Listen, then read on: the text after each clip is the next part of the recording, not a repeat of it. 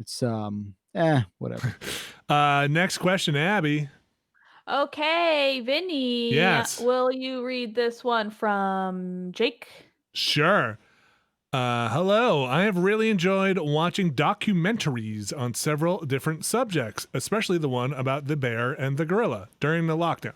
Do you have any any favorite documentaries you would recommend? Best wishes and stay safe. Jake. Oh man, my Swiss cheese brain can't come up with one right now. Somebody else take it first. Okay. I love documentaries. One I really like is called Dina. It's on Netflix. I think it's a good like slice of life documentary. I think a classic documentary, which a lot of folks have probably seen, but it is like this is a documentary everyone watches. Jiro Dreams of Sushi, also excellent on a streaming service, I think. Other good documentaries if you want like a classic documentary, Grey Gardens is fun. Oh yeah. I'll think on more. I love documentaries. I also love Mad Hot Ballroom. It's an old one. Spellbound is great. Another old one. Jesus Camp is on Hulu right now. It's fascinating. That movie's a nightmare. I know it is, but it's a fascinating nightmare. It's an interesting peek into a very different world. I mean, depending on how you live, but yes. What's the spelling bee one? Spellbound. Spellbound. Okay. Yes. That one's excellent. And it's really interesting too, because not to spoil it, but they follow a bunch of kids who are going to a spelling bee, basically, and like all of their prep and like them in like the early spelling bees to like them at the national spelling bee. And they kind of, because like hundreds of kids do these spelling bees, right? So they chose like 20 of them or something, I think. And like they were just fortunate enough to pick one of the ones that eventually won it. So it's interesting that, I don't know. I think that's like an interesting kind of factoid that you get to see. I think another classic documentary, Thin Blue Line. It's very good. I too love me some documentaries. I like a lot of the mainstream ones as well. I do love that Exit Through the Gift Shop movie. I think that is fun. So good. That another one, interesting history about how it's made. A lot of people think it's hoax. Yes, there's a lot of that, which I think that movie lends itself well to a fun kind of like I think that makes it more interesting. I really like Paris is Burning, and that's on Netflix. If you've never seen that, the Criterion Collection just put out a version of that recently. Oh, really? Yeah, I think that one is also like such an important documentary to see because so much of like the culture from that movie is in like the modern lexicon now that it's like, right now, this is where like everything I talk about comes from. It's basically anything cool. Yeah. What else? I feel like what have I seen? Oh, I really like, I guess this is sort of a documentary series. It was just on HBO. It was about the McDonald's monopoly. I didn't watch it. I started it. I never finished it. Was it good? I thought it was mostly good. I enjoyed it. It's a really fun kind of watch because it's just a story that you're just like, what is going on with these people? So I love that. I love kind of watching these crazy kind of goose chase stories that are mostly based on fact kind of trickle out. That's a lot of fun. Trying to think what else.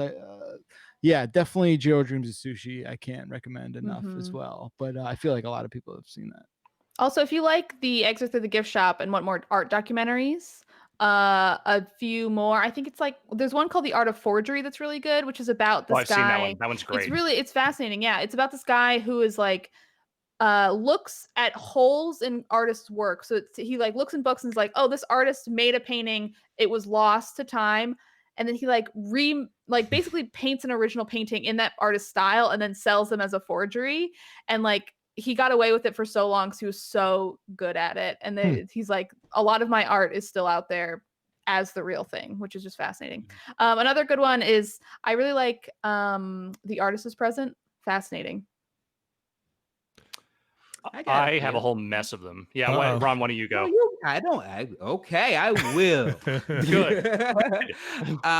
Here are a few of my favorites. If you like pro wrestling like I do, Beyond the Mat is probably the best documentary about wrestling I ever watched. It makes you have a lot of love for those people and what they go through to put their bodies through for it.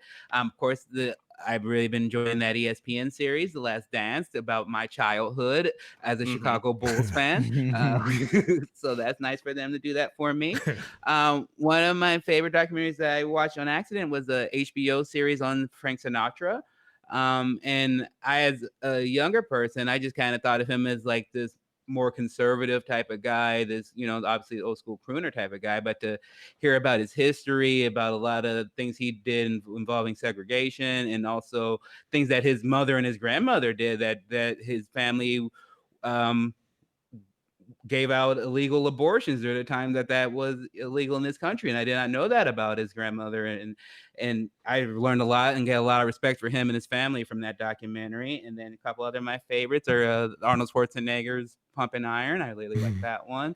And then The Dangerous World of Comedy. As a comedian, I really like that one by Larry Charles. It really highlights sometimes how stupid my job is and how highly I think of myself compared to like what's really going on with people, and showing people doing stand-up comedy in places like the Sudan and places where women are doing comedy for the first time, and just Native Americans doing comedy throughout America, and how it goes different for them. And I really love that one a lot. I think if you're into comedy at all, it's an important one to watch.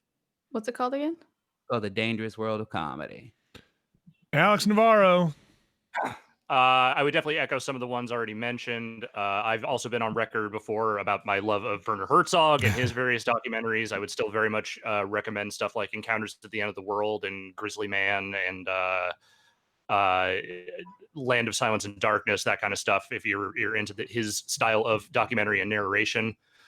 Some other ones, I love Harlan County, USA.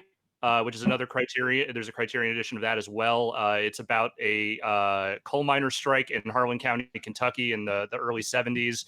It is a fascinating look at a snapshot in time in American labor.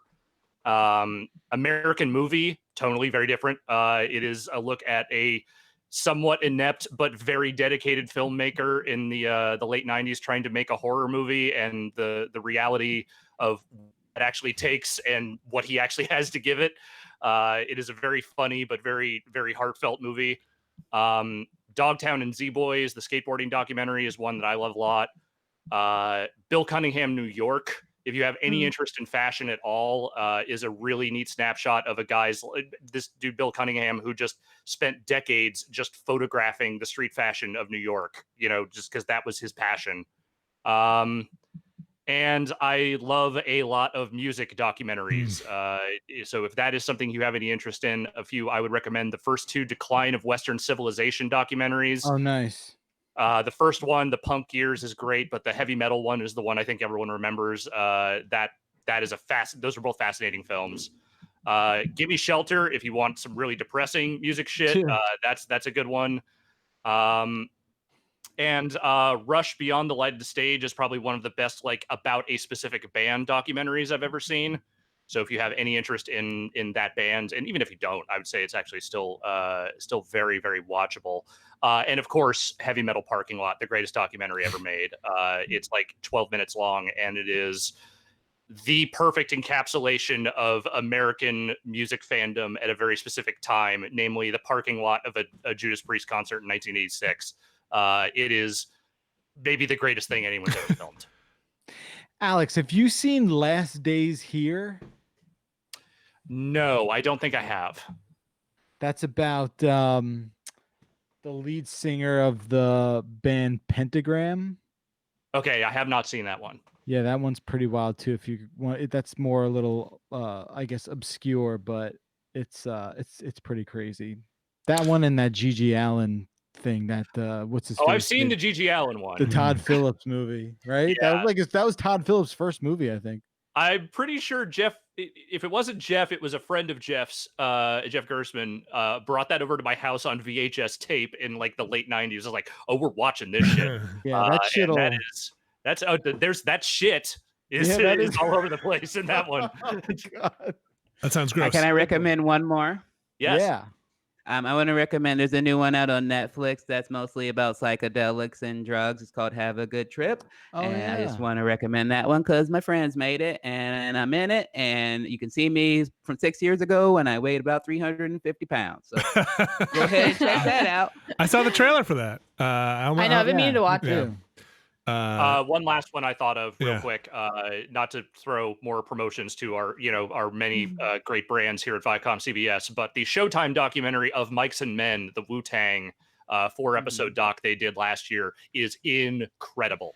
It has a ton of amazing footage from behind the scenes of those guys when they were still, working actively as a group, and it is excellent. I'm gonna do one more just because I love Dave Chappelle's Block Party. Uh-huh. hell hell I don't yeah. know if that counts as a documentary, but it's Sure. it's Close fun. enough. Yeah. This is Spinal Tap, greatest documentary ever made. Yep, there you go. And A Mighty Wind, also very good. And the Mighty Ducks. And the Mighty Ducks and Lord of the Rings. Best in I love show. Lord of the Rings, greatest documentary, 3-parter. That did so much Trolls footage. World Tour. Yes. That Harley Greatest Quinn show. movie. Harley Quinn is the greatest. You guys should all check that out. Type it into Netflix. Watch that first.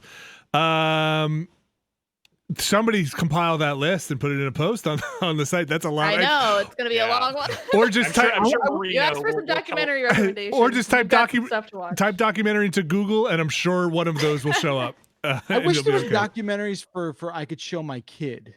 Like Oh, there are lots. That Well- spelling bee one is not. I mean, it gets stressful. Yeah.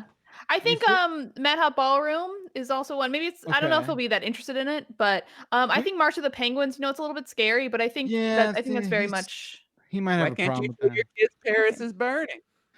yeah, there you go. Sure. Yeah, maybe. You know what? Fuck that. Just show him Grizzly Man. Get it out of the way. Let's No, do it my now. God. Right now. we did watch there was something on Disney Plus about dolphins, Oh, and cool. holy it's like they like make B-roll into a story or whatever, but like I cannot get over how good some of this shit looks. Hmm. Like what they're able to capture. It Oh, yeah. is fucking unbelievable how good some of this footage looks. So yeah, all right, that's all I gotta say about that. Abby,